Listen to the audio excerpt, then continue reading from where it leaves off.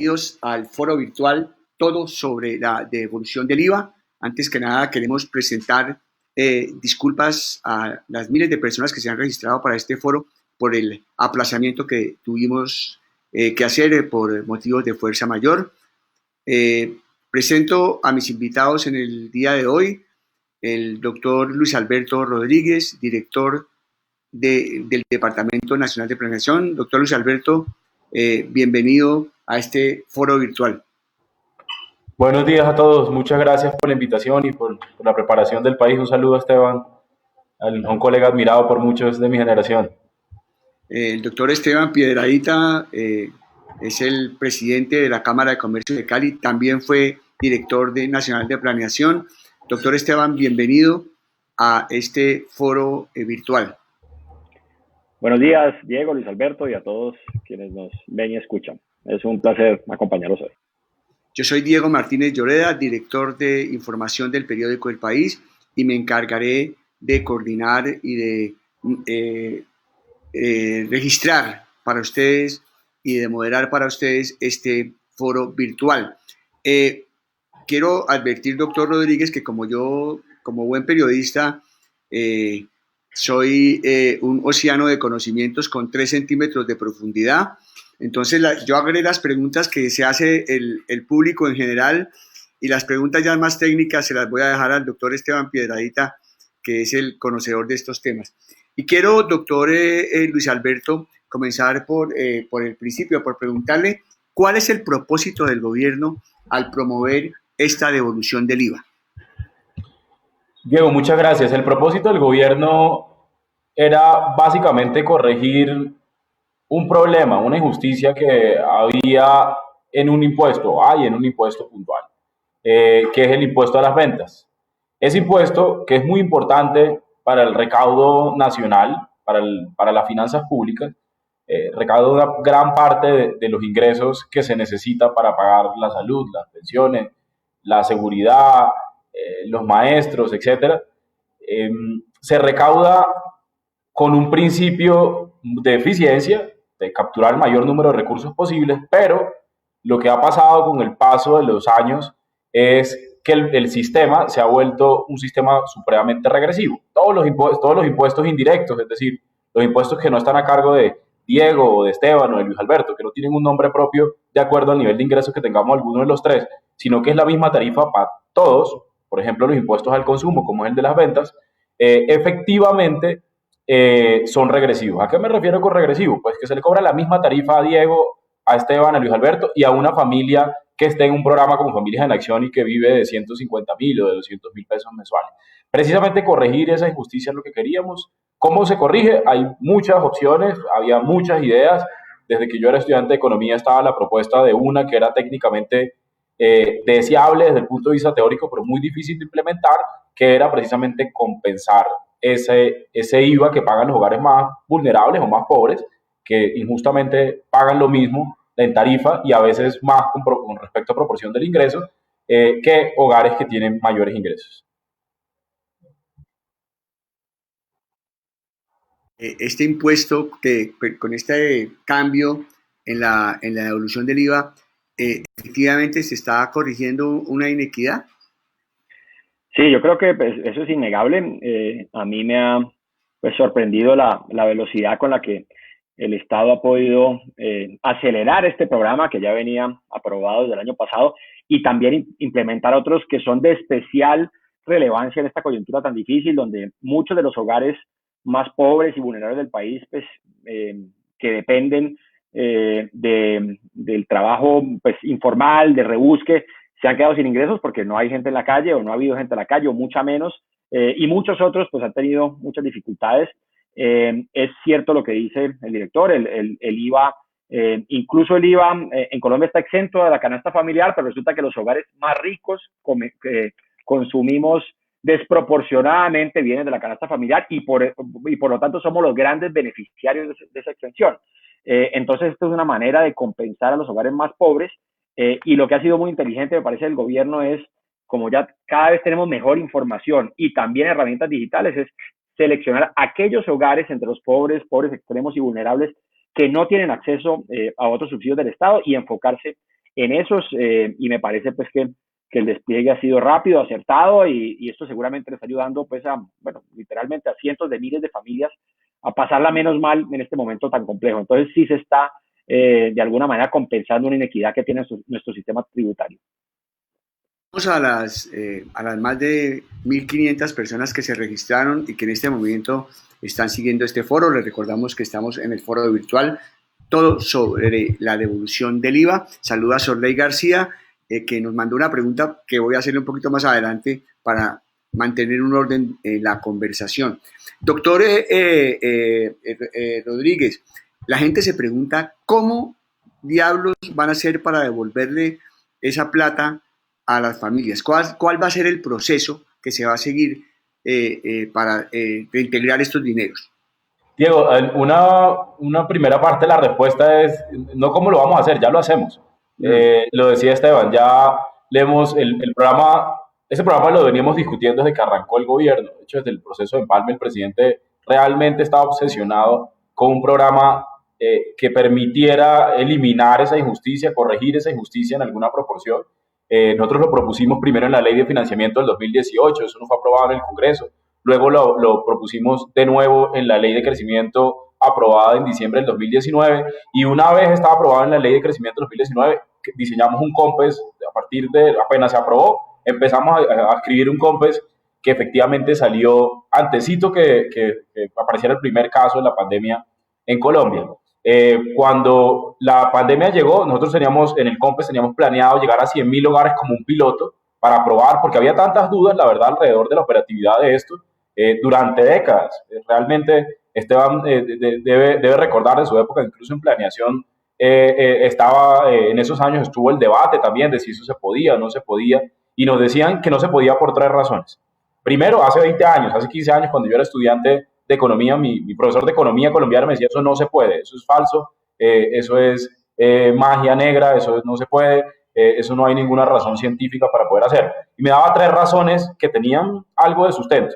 Primero me decía, en Colombia no se puede saber quiénes son los pobres. Hace 15, 20 años no existía una encuesta de los hogares tan detallada como la que se encuentra hoy, ni existía el CISBEN en su nivel más avanzado, sino muy rústico. Segundo, me decía, incluso si usted supiera quiénes son los pobres, ¿cómo va a determinar cuánto le da? Las encuestas de ingresos y de gastos de esa época, lo que se llama ahora Nacional de Presupuesto de los Hogares, también era una encuesta con baja representatividad y que uno no puede determinar el valor de en realidad cuánto gastaba en IVA una familia pues, de altos ingresos y una de bajos ingresos o vulnerable. Entonces, esa era la segunda cosa. Y la tercera razón que me daba mi profesor de Economía colombiana en ese momento, que increíblemente hace 2 años todavía exministros de Hacienda incluso nos decían eso no se puede, lo mismo que se decía hace 20 años. La tercera razón era por la operatividad. O sea, ¿cómo le va a llegar a usted a alguien pobre en Guapi? ¿Cómo le va a llegar a usted a alguien pobre en Uribia o Guajira? ¿Cómo le va a llegar a alguien pobre en San José del Guaviare donde ni siquiera hay vías?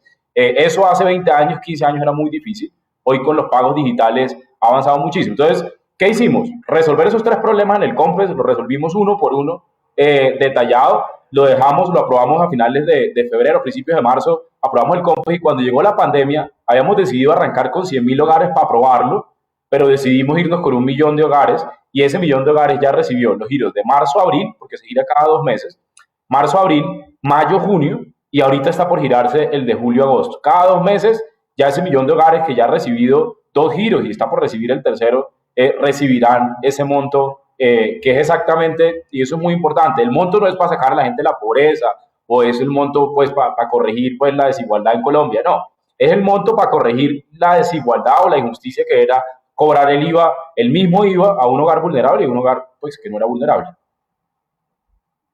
Esteban, ¿usted cree que este sistema que se ha adoptado, que ahora lo va a pedir al doctor Luis Alberto que me lo explique un poquito más a fondo, para repartir estos dineros, es adecuado?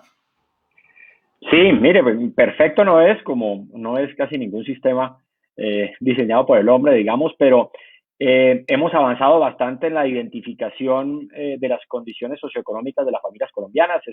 Tenemos una herramienta muy valiosa que es el CISBEN, que se ha ido perfeccionando y este gobierno pues ha tomado una medida valiente e importante que es actualizarlo y entiendo que está en plena actualización y se está usando parcialmente el nuevo CISBEN, pero también el viejo. Y ese sistema, el Sisbén, la gente piensa que es un seguro, que es un beneficio, un subsidio. No, el Sisbén es un sistema que ordena a las familias colombianas según su condición socioeconómica, buscando que las ayudas puedan ir a las más necesitadas. Ese es pues algunos tenemos la dificultad de que no lo actualizamos con suficiente regularidad, pero pues en este momento se está siendo actualizado, pero es una buena herramienta de focalización.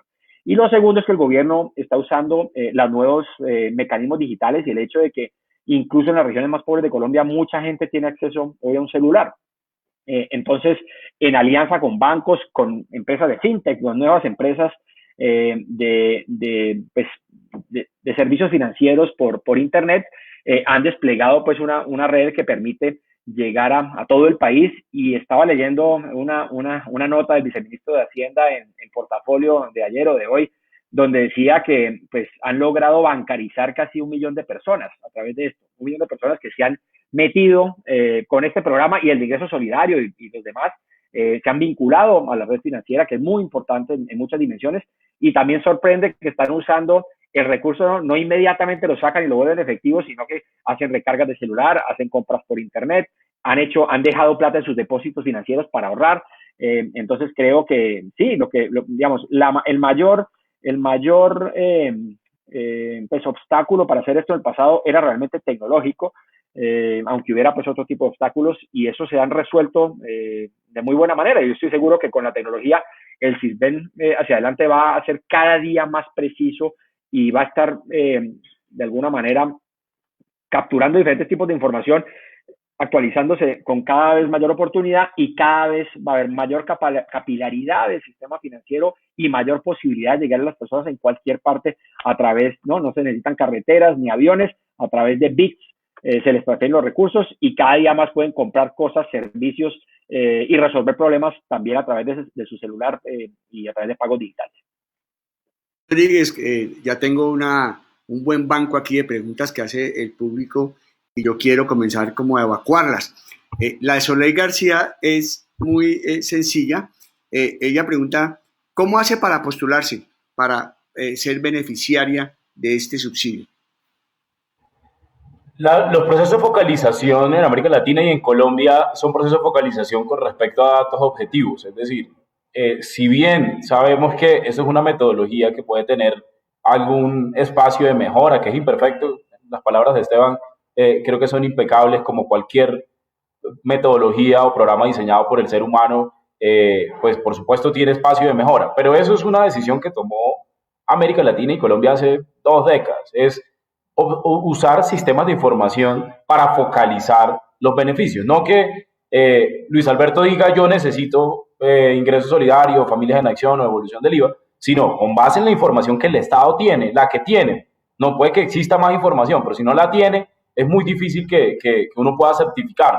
Entonces, con base en la información que tiene, que básicamente es el Sisbén, que es un sistema de información de beneficios del Estado, uno determina cuál es el grupo de hogares más vulnerables. En términos puntuales, en la devolución del IVA que hicimos, cogimos los hogares que están en el Sisbén 4, en la primera parte de la curva de densidad, básicamente lo que se llama como el grupo A, que son los hogares más vulnerables y más pobres, y a ese 1 millón de hogares le estamos entregando devolución del IVA. Enrique Rodríguez, doctor Luis Alberto, que no debe ser pariente suyo, pregunta, en vez de hacer esta devolución, ¿no era mejor bajar un par de puntos el impuesto? No es una buena idea. Yo reitero, a mí me ha sorprendido porque incluso el ministro de Hacienda, de hace muchos años, no recientes, sino de hace ya varios años, cuando salimos con el programa de compensación, que es el concepto técnico del programa compensación del IVA o devolución del IVA a hogares vulnerables, había un exministro que puso un tuit y decía, ¿por qué más bien no le baja 1 punto o 2 puntos al IVA y ya, y vale lo mismo? Pues no tiene ningún sentido del mundo, porque precisamente lo que queremos corregir en el mecanismo de compensación de devolución del IVA es que ese señor, o Esteban, o yo, pues podemos pagar el IVA. Nosotros no tienen por qué bajarnos el IVA. O sea, nosotros tenemos con qué pagar el IVA. Entonces, unos ingresos mensuales que nos permiten financiar los bienes y servicios públicos del Estado sin ningún problema. El asunto no es bajarle a todo el mundo, o sea, bajarle al hogar más rico de Colombia el consumo, el 5% del café bajárselo al hogar más rico y también bajárselo al hogar más pobre. No, eso no tiene ningún sentido, ¿sí? O sea, eso es lo que hemos estado haciendo durante años de una manera ineficiente, muy popular, eso sí, pero ineficiente. Por ejemplo, quitándole el IVA a algunos productos. Le voy a poner un ejemplo de los que son realmente escandalosos. O sea, hay por ejemplo, productos que en la encuesta de hogares, un hogar pobre nunca, jamás ha consumido en 20 años. Le voy a poner un ejemplo puntual: mariscos, salmón. Jamás, en las últimas 20 encuestas de hogares, no encuentra uno un solo hogar del 10% más pobre que haya comprado salmón. Y el salmón, pues en Colombia no tiene ningún IVA. El salmón probablemente es más probable que una familia del decil 10 lo consuma. ¿Por qué? Por los costos, excepto, bueno, si uno estaba en el Pacífico o en el Caribe, donde es posible que lo encuentre relativamente más barato, pero en el resto del país es costosísimo. No se le cobra, y no se le cobra ni al rico ni al pobre. Ese es un error garrafal, que sería lo mismo que bajarle. Pero el otro es que se le cobra la misma tarifa a los que sí consumen los hogares de menores ingresos y los de mayores ingresos. El café es el ejemplo típico: 5% se paga de IVA por café. El café que consume en los hogares más vulnerables es un café más barato. El café que se consume en una familia de altos ingresos es más costoso. El subsidio que se le da a la familia de altos ingresos es mucho más grande que el que recibe el de bajo ingreso. Entonces, no tiene ningún sentido bajarle la tarifa a todo el mundo, porque sería supremamente ineficiente desde el punto de vista de distribución del ingreso. Básicamente lo que estaríamos haciendo es dándole un subsidio a gente que no lo necesita. Aquí va focalizado justo a la gente que lo necesita y que necesitamos corregirle eso, que pague 5 en el café, 5 en el chocolate, 5 en las pastas o en los espaguetis, o que pague 19% en una prenda de vestir o cosas por el estilo. Esteban, ¿coincide con este punto de vista del doctor Rodríguez? Pues en buena medida sí. O sea, uno pudiera pensar en eventualmente bajarle un par de puntos al IVA si pudiera meter los bienes que están exentos o excluidos o con menor tarifa. Entonces, por ejemplo, si uno pues pudiera subirle el IVA a ese salmón, pero tocaría también subírselos a la canasta básica, y por ejemplo al café. Eventualmente uno pudiera, si uno no tiene, y técnicamente lo mejor sería un solo IVA que cubriera más productos. Aquí tenemos varios diferentes IVAs para diferentes tipos de productos, y más bien usar mecanismos de compensación como este para los más pobres. Pero pues políticamente, lo que yo decía, la canasta familiar está exenta de IVA en Colombia. El problema de eso suena muy bien. El problema es que seguramente un hogar como el mío consume mucho más bienes de esos que un hogar pobre o un hogar vulnerable, y por ende me beneficio yo y mi familia más de esa exención que esos hogares. Entonces, políticamente incluir eso en el IVA es muy complejo, y entonces pues una manera de hacerlo de otra manera es compensando a las familias más pobres, que es lo que pretende hacer esta política. Entonces, uno pudiera pensar en bajar un poco el IVA, pero tendría que ampliarlo a más productos. Y eso, yo creo que eso sería una buena decisión, y además bajaría pues la ilusión y la evasión, uno tener un IVA un poco más bajo, pero generalizado, y poder compensar a los más pobres de pronto en mayor escala, como se hace aquí. Rodríguez, de este planteamiento de Esteban, de ampliar el IVA a más productos y bajar un poco la tarifa? Pues eso es imposible desde el punto de vista político, ¿no? Al menos en el mediano plazo. Yo personalmente lo viví ya en la ley de financiamiento, y debo decir que personalmente, ¿sí? Me tocó como viceministro técnico de Hacienda esa discusión, no solo públicamente, o sea, no solo en medios de comunicación, muy difícil de explicar desde el punto de vista político, aunque desde el punto de vista técnico es absolutamente evidente. Primero. Segundo, en el Congreso también es muy difícil de explicar. Yo creo que al final hicimos un ejercicio muy detallado de eso en la ley de financiamiento. Se hizo de alguna manera una educación financiera o contable alrededor de eso, pero yo creo que en el mediano plazo en Colombia es bien complejo. Yo creo que antes que comparto, por ejemplo, lo que dice Esteban, sería deseable tener menor número de tarifas. En Colombia hay muchas tarifas. En Colombia, por ejemplo, hay una cosa bien particular que no hay en la mayoría de los países, ni en desarrollo ni desarrollado, y es que tenemos 2 ceros. increíblemente. O sea, uno cuenta eso en los comités de política fiscal de la OCDE y la gente cree que uno está mamando gallo. Uno dice que en Colombia tiene dos ceros, uno de excluidos y uno de exentos, y la gente como que no le entiende a uno de qué está hablando. O sea, ¿cómo así que usted tiene una escala de números naturales y tiene dos ceros? Uno que en realidad se vuelve negativo y luego otro que es cero. Eso es muy complejo, ¿sí? O sea, tener varias tarifas es muy complejo, sería más deseable tener una sola y pues por supuesto tener una sola pues tiene uno que hacer cambios como los que dice Esteban, entre ellos disminuir tarifa, tener una revisión de cada uno de los productos y cosas por el estilo. Ojalá Colombia haga una reforma profunda de eso. Yo personalmente creo que el mecanismo de compensación y de devolución de IVA a los hogares más vulnerables es una innovación muy grande en política pública que permite que el país pueda tener discusiones mucho más profundas alrededor de su estructura tributaria. No resuelve todos los problemas, no es algo pequeño comparado con los grandes problemas de desigualdad que tiene el estatuto tributario de Colombia, o de regresividad en algunas cosas, pero sí permite, por ejemplo, demostrar algo que hace 15 años se decía que no se podía. Incluso hace 2 años nos dijeron, cuando nosotros arrancamos el gobierno, decían, eso no se puede. Yo tengo cualquier cantidad de debates públicos de eso cuando estamos arrancando el gobierno, decían, no, eso no es imposible, eso no es verdad, usted está diciendo carreta, esa vaina no se puede en Colombia, y creo que al menos eso es un avance muy profundo porque queda ya el instrumento demostrado y que puede ser usado pues en el futuro para muchas reformas. Rodríguez, una pregunta que hace otra persona que está conectada con nuestro foro. ¿Por qué se van a entregar 75.000 pesos por familia? ¿De dónde salió esa cifra? ¿Por qué no se entregan 70.000 o 80.000? ¿Por qué son 75.000 pesos? ¿Es para mí? Sí, para usted. Sí. Los 75.000 pesos, ¿de dónde sale? Si uno coge la encuesta de presupuesto de los hogares, que antes se llamaba de ingresos y gastos, que básicamente es la encuesta que tiene representatividad a nivel nacional y municipal y de grandes ciudades, y tiene una buena representatividad, y uno toma los hogares de los primeros 2 deciles, es decir, el 20% más pobre de los hogares en Colombia, uno puede determinar cuál es el conjunto de consumo de ellos, es decir, cuál es lo que normalmente come o compran en un mes.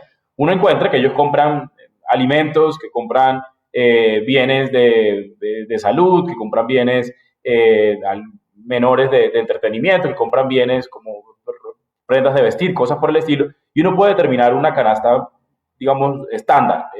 Esa canasta estándar uno puede imputarle el IVA que tiene cada uno. Entonces, por ejemplo, para volver al ejemplo del café, café 5%, chocolate 5%, las pastas 5%, las prendas de vestir 19%, otro tiene 0%, otro tiene un 0 excluido, etc. Uno puede sacar el número de promedio, cuánto están pagando mensualmente de IVA. Ese número da cerca de 38.000 pesos mensuales, es decir, en promedio, un hogar vulnerable o pobre en Colombia, del 20% más pobre, paga cerca de 38.000 pesos mensuales por IVA, ¿sí? O sea, consume bienes que al pagarlo con IVA, pues más o menos paga 38.000 pesos mensuales. Ese promedio, si uno pues lo suma cada 2 meses para hacerlo de hecho más costo eficiente, porque pues si uno la manda mensualmente, pues uno tiene que pagar el giro, entonces si uno lo pega 2 meses, está ahorrándose un envío. Los dos meses, pues suman los 35.000 pesos. Es de ahí donde sale el número. Eso es muy importante, ¿por qué? Porque es precisamente el objetivo del programa, que la gente que nos decía, ¿por qué no devuelve 100.000? No, es que el objetivo del programa es corregir efectivamente lo que pagaba el hogar vulnerable por ese impuesto y lo que en promedio paga un hogar vulnerable o pobre, o el 20% más pobre en Colombia, es efectivamente ese valor. Entonces, ese valor se lo estamos devolviendo, compensando, y al compensárselo está uno corrigiendo parte de esa injusticia que era quitarle a través del consumo unos ingresos a hogares vulnerables.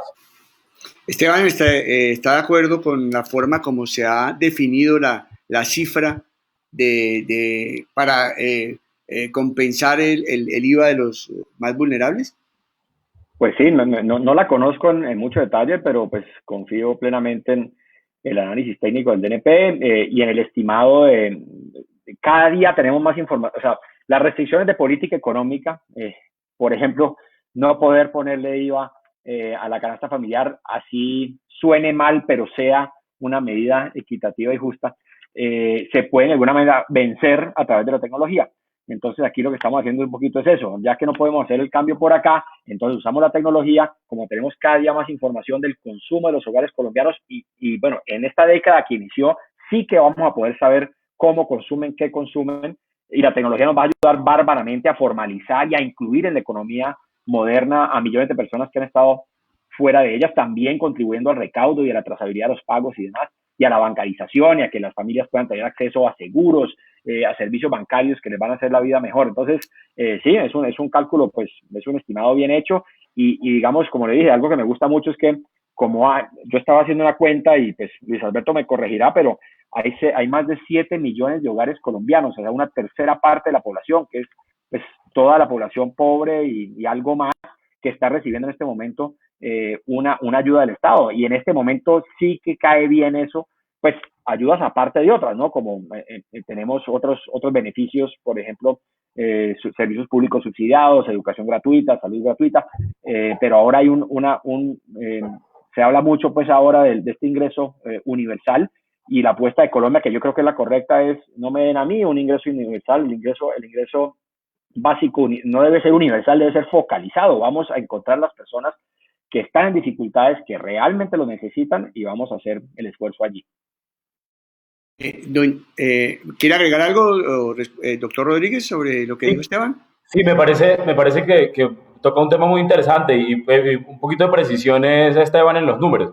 Estamos llegando a cerca de 7 millones de hogares. O sea, si uno suma 2.600.000 hogares de familias en acción, si uno suma 3 millones de hogares de ingresos solidarios, estamos hablando de 5.600 más o menos.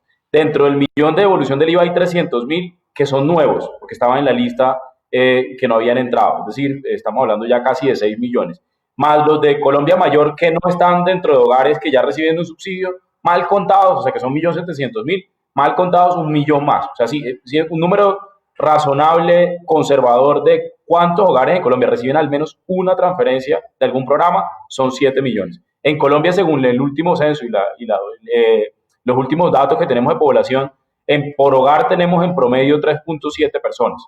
Es decir, 7 millones por 3.7 personas. En realidad estamos hablando de más de 24 millones de colombianos. O sea, estamos hablando que la mitad de Colombia, o sea, uno puede afirmar con tranquilidad. Y creo que es un logro, más que el gobierno, es un logro de la sociedad colombiana. Es un logro de la sociedad colombiana porque la sociedad colombiana es la que diseñó Familias en Acción. Durante 20 años, unos gobiernos más que otros. En la época que estuvo Esteban, Familias en Acción creció muchísimo.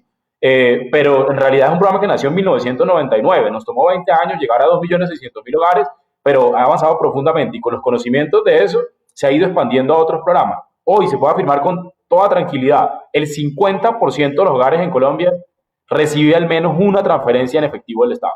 Eso, cuando a mí me invitan a los debates, tanto académicos como de congreso, cosas por el estilo, alrededor de la famosa renta básica universal, yo arranco diciendo, mire, primero yo no necesito una renta básica, ¿sí? Yo, Luis Alberto Rodríguez, como sé que Esteban tampoco lo necesita, como ninguna persona que esté sentada en el Congreso lo necesita, tiene un sueldo con el que puede vivir bastante bien. Entonces, la renta básica universal es un exabrupto en un país en desarrollo, ¿sí? O sea, es un exabrupto pensar, darle una renta a los 50 millones de colombianos, de los cuales 10 millones o 20 millones de colombianos, no sé, o 15, puede que no lo necesiten, porque tienen un trabajo estable, porque tienen otro tipo de subsidios, como son los de servicios públicos, o sus hijos estudian en el colegio público o en la universidad pública, etcétera, tienen otro tipo de subsidios del Estado, pues no creo que tenga sentido. Segundo, Colombia ha avanzado profundamente para llegar a 50 millones. De repente, no sé, había un debate que lo decía, de repente nos queda 5% más, 10% más, 20% más que también necesita una transferencia en estos momentos de pandemia sobre todo. Es posible, pero sobre todo el avance que hemos tenido ahorita nos permite saberlo. Antes de la pandemia ni siquiera sabíamos dónde estaban esos 3 millones de hogares. Acuérdense al principio lo difícil que fue comunicar que el SISBEN 3 tenía errores y era algo que sabían todos los técnicos. O sea que el SISBEN 3 efectivamente tiene errores de exclusión y de inclusión. De hecho, por eso se diseñó el SISBEN 4 en el 2016 y se dejó un cronograma a 4 años para poder recaudarlo. No porque quisieran cambiarle el nombre, no, era porque todo el mundo sabía que el SISBEN 3 tenía espacios de mejora. Pero antes de la pandemia ni siquiera sabíamos dónde estaban, ni cuál era su número de cédula, ni cuál era su cuenta bancaria. Y 1 millón de ellos, de los 3 millones de ingresos solidarios, ni siquiera tenían un producto digital, como lo dice el vice Zárate en su columna en un medio económico de ayer o hoy, que efectivamente cerca de 1 millón de hogares ni siquiera conocían lo que era el sector financiero, ni siquiera sabían lo que era tener un producto, el más sencillo, una cuenta de pago de bajo valor, conocido en el mercado como DaviPlata, Nequi, Ahorra la Mano o cosas por el estilo. Todo sobre la devolución del IVA. Queremos agradecerle a las personas que hasta ahora están conectadas y voy a darle paso a preguntas que están haciendo la gente, doctor Rodríguez. No, doña Nora Estela Tovar está muy preocupada por el tema de los bancos. Dice que en Colombia hay mucha gente desbancarizada y que eso puede ser un obstáculo para repartir los recursos. Y la segunda es, que pregunta ella, es ¿por qué están bancarizando a la gente? Que si esa no es una forma de ayudar a los bancos a que se ganen mucha plata. No, para nada. Empiezo por la última. Esto no se hace para los bancos, se hace para que la gente reciba los recursos. Imagínese uno hacer una fila como la que se hacía en Familias en Acción hace 5 años para poder recaudar información. Literal, hay fotos. Lo que se hacía era, yo me acuerdo, en Valledupar, yo soy de Valledupar, citaban al parque más grande de Valledupar y llegaban 20.000, 30.000 personas rodeadas en la cuadra haciendo filas. Imagínense uno en pandemia invitar a la gente a hacer eso. O sea, eso sería una locura, ¿sí? Eso sería, sobre todo arrancando la pandemia, cuando todavía no teníamos información, en ese momento era que teníamos que darlo. Entonces, la única forma de hacerlo era efectivamente usando los canales digitales.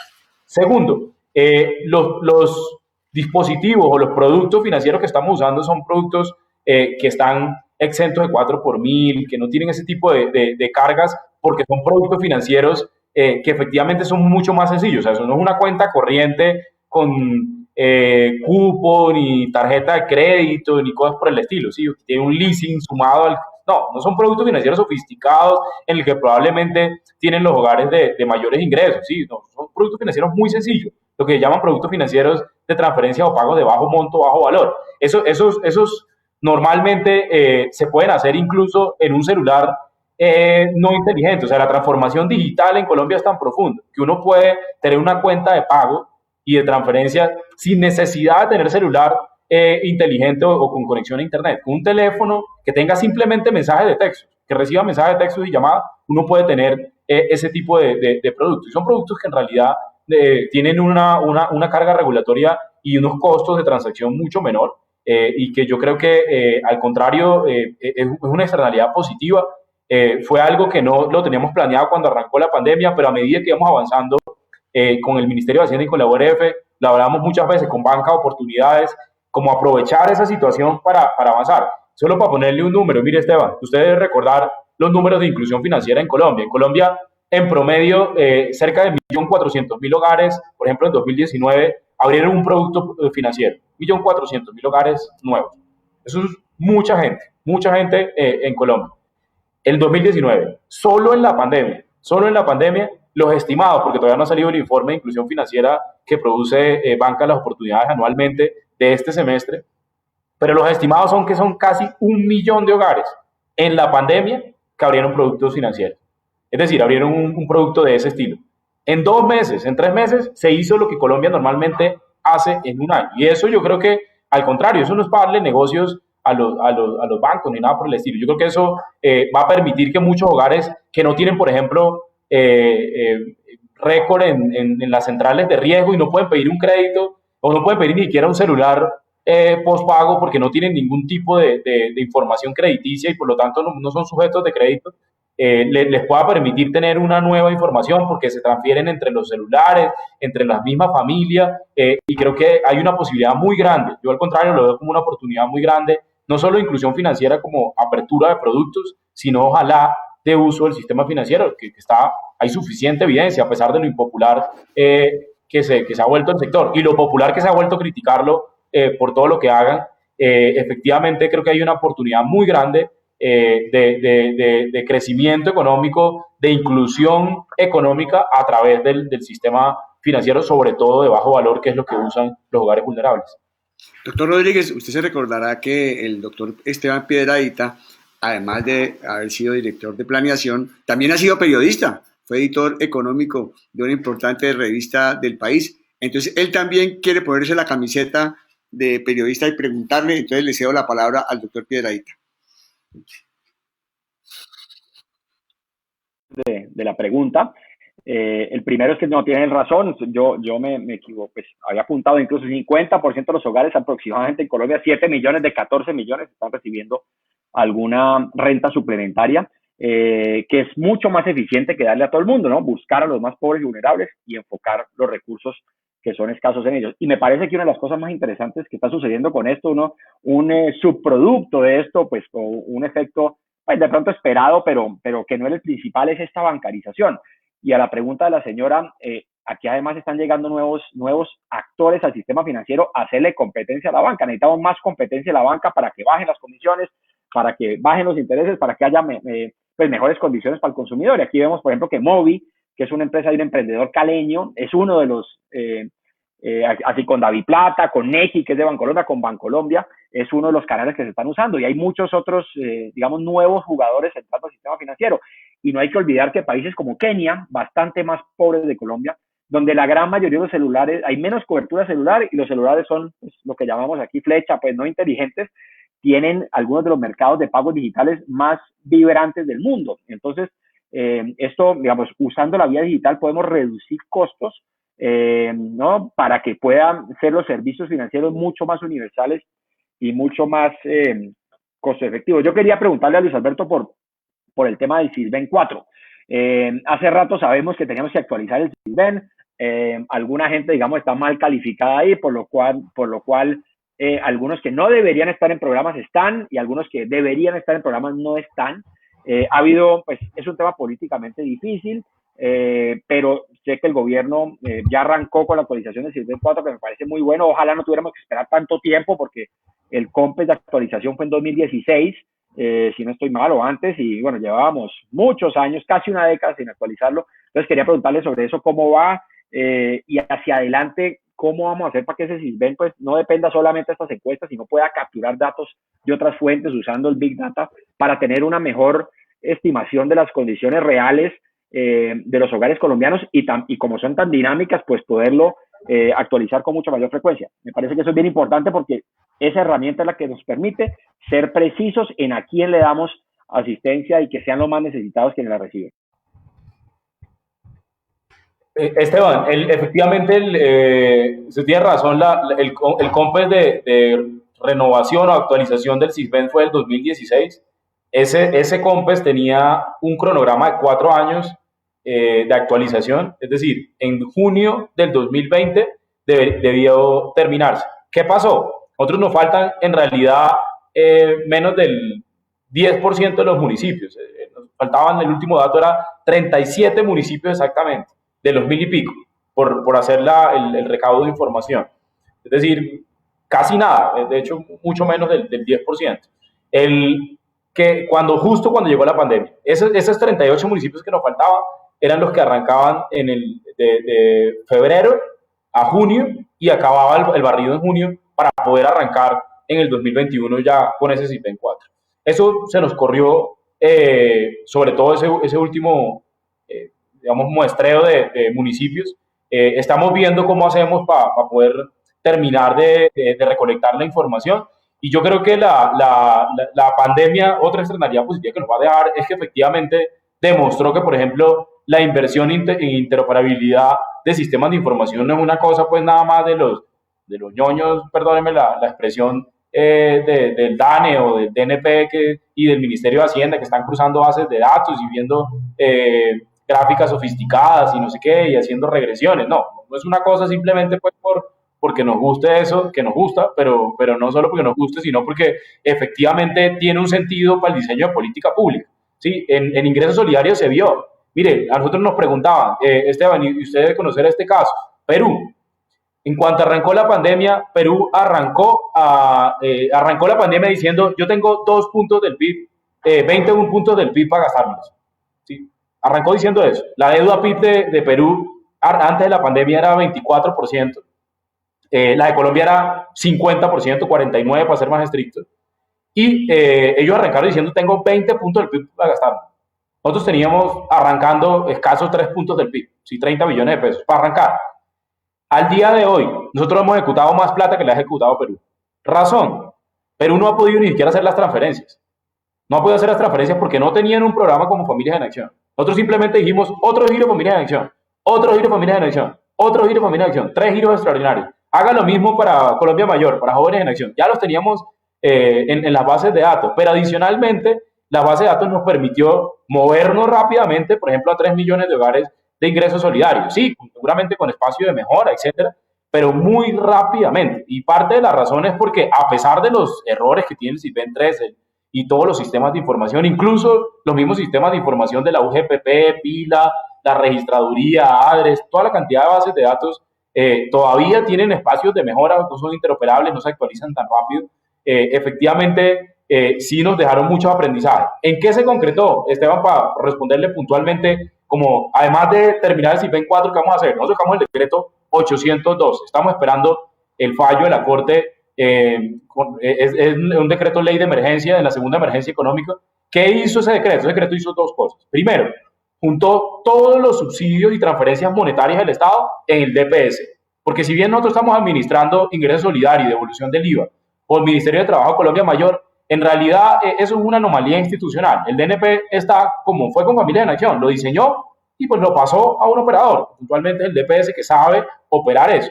Lo mismo pensamos nosotros con devolución del IVA y con ingresos solidarios, lo diseñamos, nos quedamos con el mecanismo de focalización, pero pues la operación no tiene por qué hacerlo el Departamento Nacional de Planeación, ¿sí? O sea, contratar, etcétera, ese tipo de cosas, tener un call center donde recibe 27.000 llamadas al día, ingresos solidarios, para que calcule el promedio de llamadas que recibe el DNP son 100 llamadas y saltamos de 100 a 27.000 solo con ingresos solidarios.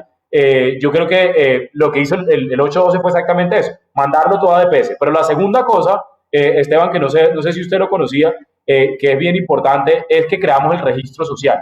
¿Qué es el registro social? El registro social es tomar toda la información, el CISBEN 1, el 2, el 3, el 4, tomar la información incluso de la DIAN, de la UGPP, de ADRES, de registraduría, no tomarla de que sea de nosotros, sino que sea interoperable y que tengamos acceso mucho más sencillo a ella, y que no tengamos que hacer una cantidad de cosas legales pues cada vez que se necesita una base de datos actualizada, y poder tener un registro social. Mire, la fantasía que yo tengo, yo estudié en la Universidad Nacional en Bogotá, yo me acuerdo como si fuera hoy, yo tenía compañeros de la universidad que decían, a mí el Estado se puede acabar porque el Estado a mí no me da nada, yo no recibo ningún subsidio del Estado. Es una cosa inverosímil, porque pues en una universidad pública uno estudia, porque pues los colombianos que pueden pagar impuestos en su momento, pues le subsidian la matrícula a uno. Yo no había podido graduarme economista si los colombianos como sociedad no pagaban un impuesto para que se fuera una parte de ese impuesto al subsidio de la matrícula. Yo en ese momento mi familia no tenía cómo pagar otro tipo de universidad justo en ese momento, y me había tocado esperar un año, una cosa por el estilo, para irme a estudiar. Y hay muchos colombianos que no solo desconocen ese tipo de subsidios, sino, por ejemplo, el de servicios públicos. A mí me ha pasado, yo he hecho el ejercicio de preguntarle a personas que viven en el estrato 3 o viven en el estrato 1 porque viven en un edificio de conservación histórica y entonces pagan servicios públicos de estrato 1 y no saben, no tienen ni idea, ni la más mínima idea que los colombianos a través de todos sus impuestos pues les subsidian cosas. No tienen ni idea, creen que ellos de verdad pagan todo. Entonces, ¿qué queremos con el registro social? Con el registro social queremos lo que piloteamos con ingreso solidario y con devolución del IVA. Queremos ser absolutamente transparente en qué se gasta la plata de los impuestos en Colombia. Devolución del IVA, usted puede meter el número de cédula y saber. Ingreso solidario, usted puede meter el número de cédula y saber. Queremos un registro donde efectivamente se actualice con todas las bases de datos, interoperable, incluso con lo de la DIAN, que está en un proceso de modernización. Justo se aprobó un COMPES de crédito de modernización de la DIAN, y queremos que ese sea un registro social que tiene toda la información viva y que, por ejemplo, que cuando un estudiante como yo pasó por la universidad pública, le aparezca toda la vida, que le recuerde toda la vida que el Estado le subsidió 10 semestres, 8 semestres, lo que ha demorado estudiando en la universidad pública a través de los impuestos que pagan todos los colombianos, incluidos los papás de él seguramente, y que si vive en un hogar estrato 1, 2 o 3, porque desafortunadamente esa es la forma como se focalizan los subsidios de servicios públicos en Colombia, pues también le aparezca. Usted vive en un hogar estrato 3, recibe 15% de subsidio de energía, de agua, de gas, y recibe, si vive en estrato 2, 50% de subsidio de energía, y si vive en estrato 1, 60% de subsidio de energía. Hacia allá estamos trabajando, Esteban, y creemos que la pandemia va a ser otra externalidad positiva que nos va a dejar.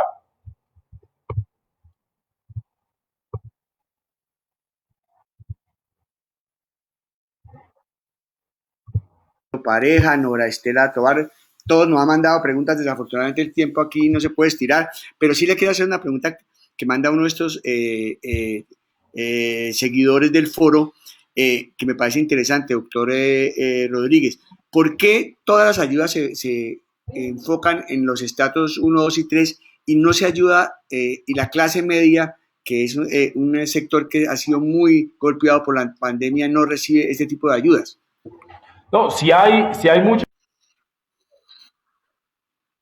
colombianas que están recibiendo esos subsidios. De hecho, Ingreso Solidario nos ha pasado. Hogares que tenían trabajo y que por la pandemia lo perdieron y que están viviendo una situación muy compleja, lo recibieron. Los alivios del sector financiero que fueron concertados con el gobierno, muchos solicitados por el gobierno en decretos y en resoluciones de la Superintendencia Financiera, de eso se beneficia, por supuesto, la clase media colombiana. Los subsidios de vivienda que acaba de anunciar el ministro Malagón hace un par de semanas con el presidente de la República, son subsidios de vivienda, no solo vivienda BIS, que son viviendas de interés social que normalmente tiene estrato 1 y 2, sino también vivienda no BIS, de segmento medio, vivienda de 200, 300 millones de pesos que por supuesto un hogar de estrato 1 o estrato 2 no puede comprar. Efectivamente, sí estamos, y la clase media en Colombia, por supuesto que recibe beneficios. Recibe beneficios no solo por la pandemia, sino históricamente ha recibido beneficios. El más típico de ellos es efectivamente el de, por ejemplo, el de la venta, el del IVA. El IVA es un subsidio que en gran proporción se beneficia más los de la clase media y los de mayores ingresos que los más vulnerables. Así está demostrado, y es precisamente por eso que intentamos corregir eso, porque creemos que valía la pena corregir la injusticia de que no fuera simplemente los de clase media y los de clase alta que se benefician de la estructura tributaria de Colombia y puntualmente la estructura de IVA que tiene Colombia. Cuando uno le disminuye el IVA a productos que consume más la clase media, o cuando tiene IVA cero y consumo a productos que consume la clase media, pues está ayudando a la clase media. Yo creo que en eso hay una subvaloración, y es parte de eso lo que le decía. Como en mi caso, cuando era estudiante, que tenía compañeros que me decían, jamás, nunca, el Estado se puede acabar. Estudiaban cosas de este anarquismo, Proudhon y ese tipo de cosas.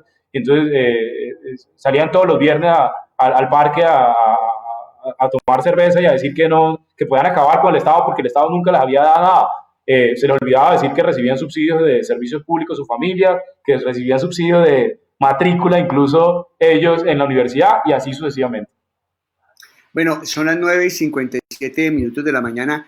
Doctor Luis Alberto, Esteban, quiero invitarlos y a todos los que están siguiendo este foro a que veamos este video muy interesante que ha preparado Planeación Nacional, muy explicativo, muy sucintamente sobre este beneficio que van a recibir los colombianos. Veamos el video y después despedimos el programa.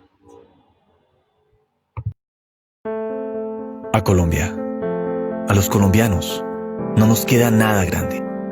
Cuando nos dicen que es imposible, más ganas nos dan de hacer lo posible. Hoy, todo ese esfuerzo ha sido la inspiración para corregir una falla histórica, que ha hecho que todos los colombianos paguen el mismo IVA de un producto sin importar sus ingresos. Por eso, por primera vez en nuestro país, estamos devolviéndole el IVA a las familias más necesitadas. 1 millón de hogares ya lo están recibiendo. Avanzamos hacia un país más justo, un país del cual podemos sentirnos orgullosos todos los colombianos. Vale aún más hacer historia si con ella también conseguimos ser más justos. Avanzamos hacia un país más justo. Para obtener más información, visite la página devolucioniva.dnp.gov.co. El futuro es de todos. Gobierno de Colombia.